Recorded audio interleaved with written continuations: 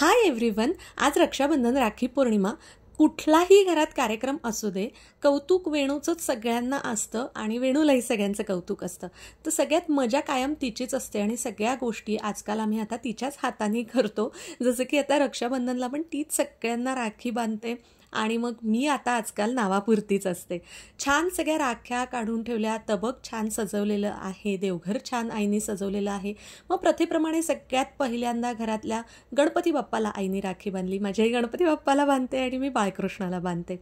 आणि मग छानपैकी पहिल्यांदा तिने माझ्या बाबांना औक्षण केलं. आता जे जे मी सगळं करायचे ते आता सगळं वेणू करते. तिला हौस आहे, इच्छा आहे, तिला आवडतं, ही गोष्ट आमच्यासाठी जास्त महत्त्वाची आहे. त्यामुळे आम्ही तिला करू देतो. आणि मुळात म्हणजे तिला हे सगळं का करायचं असतं, तर प्रत्येकाकडून तिला काही ना काहीतरी गिफ्ट्स मिळतच असतात, म्हणून पण तिची ती आवड असते आणि धडपड असते.